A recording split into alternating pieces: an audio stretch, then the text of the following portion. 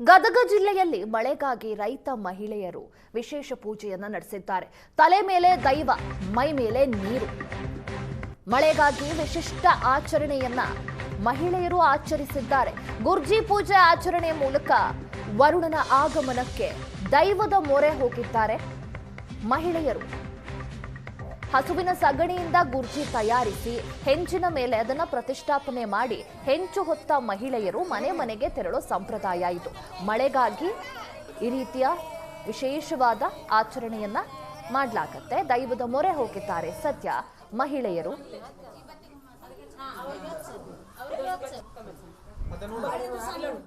ಮಳೆ ಕೊರತೆ ರೈತರನ್ನ ಅಕ್ಷರಶಃ ಕಂಗೆಡಿಸಿದೆ. ಹೀಗಾಗಿ ರೈತ ಮಹಿಳೆಯರು, ರೈತ ಕುಟುಂಬ ಮಳೆಗಾಗಿ ಅಂಗಲಾಚ್ತಾ ಇದೆ.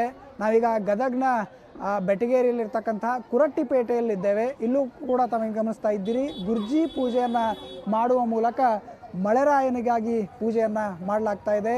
ನಾಗಲಿಂಗೇಶ್ವರ ದೇವಸ್ಥಾನದ ಅಂಗಳದಲ್ಲಿ ಈಗಾಗಲೇ ಗುರ್ಜಿ ಪೂಜೆಯನ್ನು ಮಾಡ್ತಾ ಇರ್ತಕ್ಕಂಥ ರೈತ ಮಹಿಳೆಯರು ವಿಶೇಷವಾಗಿ ಪೂಜೆಯನ್ನು ಸಲ್ಲಿಸ್ತಾ ಇದ್ದಾರೆ. ಜೊತೆಗೆ ಮಳೆರಾಯನಿಗಾಗಿ ಗುರ್ಜಿ ಪೂಜೆಯನ್ನು ಮಾಡ್ತಾ ಇದ್ದಾರೆ. ಗುರ್ಜಿ ಪೂಜೆ ಅಂದರೆ ತಾವು ಗಮನಿಸ್ತಾ ಇದ್ದೀರಿ, ಈ ರೀತಿ ಮಹಿಳೆಯರು ತಮ್ಮ ತಲೆ ಮೇಲೆ ಕಾವಲಿಯನ್ನು ಇಟ್ಕೊಂಡು ಅದರ ಮೇಲೆ ಗುರ್ಜಿಯನ್ನು ಪ್ರತಿಷ್ಠಾಪನೆ ಮಾಡಿ ಮನೆ ಮನೆಗೆ ತೆರಳಿ ಕಾಳು ಕಡಿಗಳನ್ನು ಕೇಳುವ ಮೂಲಕ ಒಂದು ರೀತಿಯ ಬೇಡಿಕೆಯನ್ನು ಸಲ್ಲಿಸ್ತಾ ಇದ್ದಾರೆ. ಹಾಡು ಹಾಡುವ ಮೂಲಕ ಬೇಡಿಕೆಯನ್ನು ಸಲ್ಲಿಸ್ತಾ ಇದ್ದಾರೆ. ಇಲ್ಲೂ ಕೂಡ ತಾವೇನು ಗಮನಿಸ್ತಾ ಇದ್ದೀರಿ.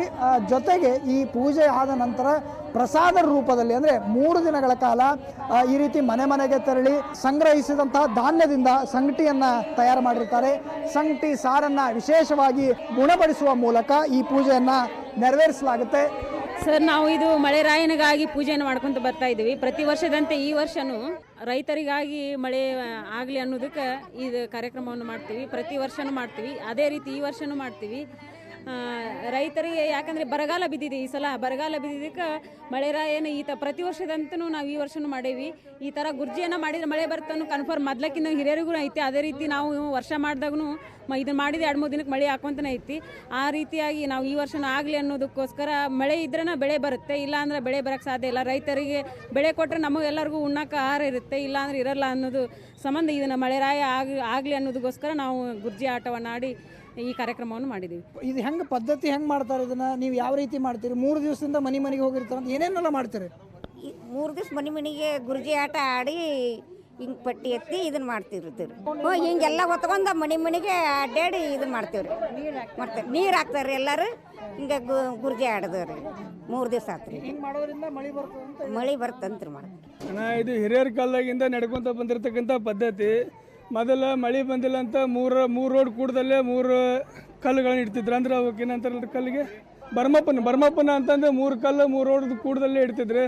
ಅದಾಗಿಂದ ಬರ್ತಾ ನಮ್ಮೆಲ್ಲ ರೈತ ಮಹಿಳೆಯರು ಕೂಡಿ ಪ್ರತಿ ರೈತರ ಮನೆಗೆ ಹೋಗಿ 3 ದಿವಸ ಗುರ್ಜಿಯನ್ನು ಆಡ್ತಾರೆ. ಮನೆಗೆ ಹೋಗಿ ಅವ್ರವ್ರ ರೈತರ ಮನ್ಯಾಗ ಜೋಳ, ಅವ್ರ ರೈತರು ಏನು ಬೆಳೆದಿರ್ತಾರೆ ಕಾಳು ಕಡೆಯನ್ನು ಕೊಟ್ಟಿರ್ತಾರೆ, ಅದನ್ನು ತಮ್ಮಂದು ಇವತ್ತು ಸಂಗಟಿ ಮತ್ತು ಸಾರು ಜೋಳದ ನುಚ್ಚನ್ನು ಹೊಡೆದು ಅದನ್ನು ಸಂಗಟಿ ಮಾಡ್ತಾರೆ. ಅದನ್ನು ಸಾರು ಮಾಡಿ ಎಲ್ಲರೂ ಪ್ರಸಾದ ಸ್ವೀಕಾರ ಮಾಡ್ತಾರೆ.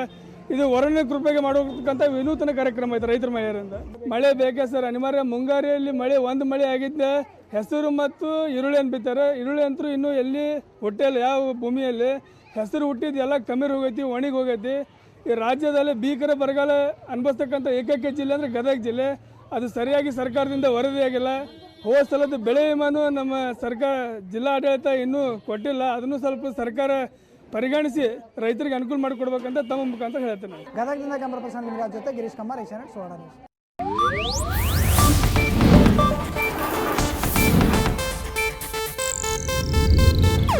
ಇದು ಏಷ್ಯಾನೆಟ್ ನ್ಯೂಸ್ ನೆಟ್ವರ್ಕ್ ಪ್ರಸ್ತುತಿ.